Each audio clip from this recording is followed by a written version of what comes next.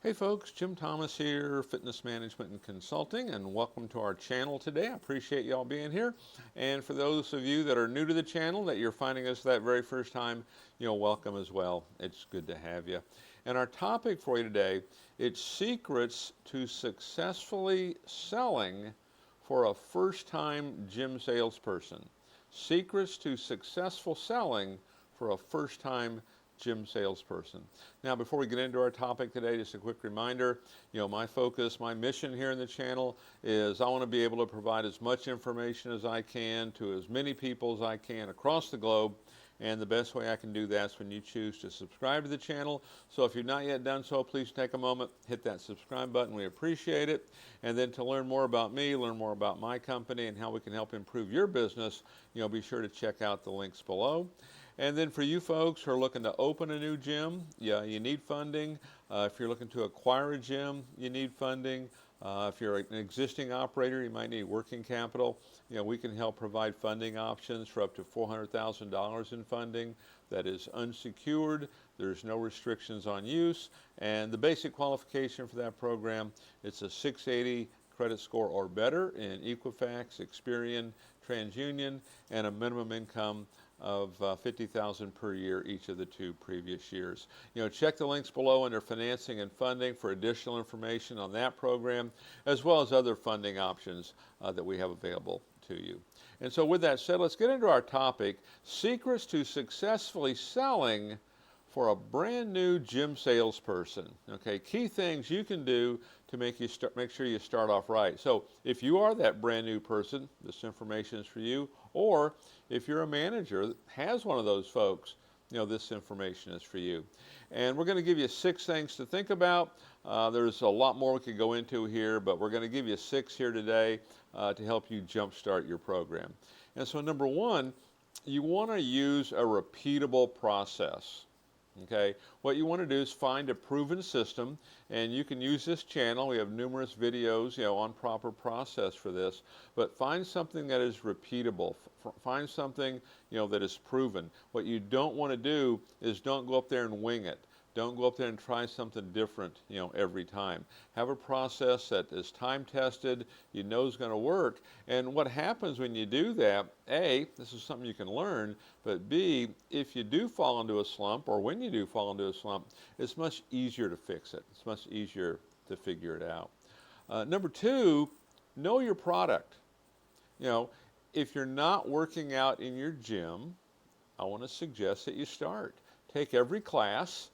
Depending on the facilities you have, get in the sauna, get in the steam, hop in the jacuzzi, get in the free weight room, do the selectorized, take a group exercise class, do everything that your gym has. Know what it feels like. Know what it feels like to do it for the first time, and maybe know what it's like to, have to try to get through it, because what you want to eventually have here is knowing your product, but you want to be able to have empathy for your customer that might be, facing this for the very first time. Number 3 on my list, listen. Listen. One of the bigger mistakes that we make is when we start to kind of learn some of this, we have a tendency to wait for our turn to talk. And what you want to do is you want to listen to what your customer has to say. There's a couple things I would suggest for you on this. The best way to listen, make sure you're asking questions. Make sure you're asking questions. As a matter of fact, if anyone does not have a needs analysis sheet, feel free to contact me. You can check the links below. Feel free to contact me. I'd be happy to send you a needs analysis. But on the back of our needs analysis, we've got some sample questions that you can be asking your customer when you're taking them on that tour. Okay? So the best way to listen is to ask. Another great way to effectively listen, consider taking notes. When the customer answers your question, consider taking notes. Because what you'll find, you're not going to be able to take notes if you're just talk, tell. So make sure we're listening to our customer. Number 4, this is a big one for folks, know your data. Know your data. Grab your CRM, know your data. And if you don't have any data yet, look at someone else who's gotten started. Or if you've done it for a little bit, look and see where you're at. And what you're looking for here is, how many new leads are you collecting every day? How many are you calling? How many are you having conversations with? How many appointments are you setting? How many appointments are showing up? How many are converting? How many are given referrals? Know what that data looks like, okay? Because you can start to work every day based on that data. If you need 2 sales a day, that might mean you need to talk to 4 people. If it means you need to talk to 5, well, then we make it 5 and we make that the goal. But know what your data tells you, and it will help you be more prosperous, throughout the day. Number 5, across the board, focus on solving problems. Whoever you're working with, focus on solving their problem. One of the truisms in selling, particularly if you're just getting started, you want to remember this: when value exceeds price, people will buy. When value exceeds price, people will buy. So focus on solving their problem. You solve the problem, good chance they're going to get started with you. Don't necessarily try to solve your problem. You solve their problem, and that will solve yours. And then number 6 on my list, my last one here for you today, it's roll with the rejection. Just roll with it. Know that rejection is part of this. Folks are going to tell you no, or they're going to tell you no, not today, or they're going to tell you no, not now. Just roll with it and build it into your process. And what I mean by that is, if I need 20 sales for the month, if that's my quota, I need 20 sales for the month, 20 new customers I have to sign up. I'm not out looking for 20 new customers.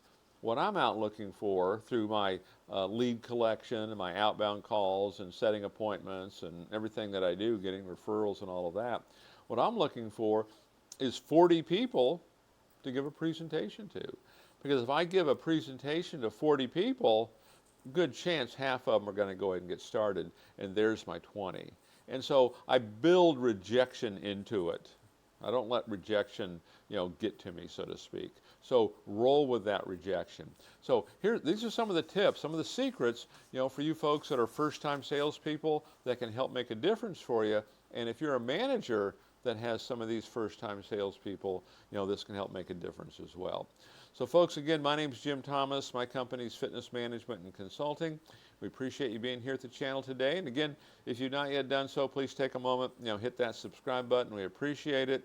And then for you folks, again, who are looking to open a new gym and you need funding, you're looking to acquire a new gym or looking to acquire a gym, you need funding, you own an existing operation, you need some working capital, we can help you with funding options up to $400,000. The basic qualification for those programs, it's a 680 credit score or better in all 3 credit bureaus, Experian, Equifax, and TransUnion, and then a minimum income of $50,000 per year, each of the 2 previous years. You can get more information on that, check the links below under financing and funding for additional information, or feel free to hit me up direct, and happy to discuss that with you. And so again, my name is Jim Thomas. We appreciate you being here on the channel today, and we look forward to seeing you all in that next video.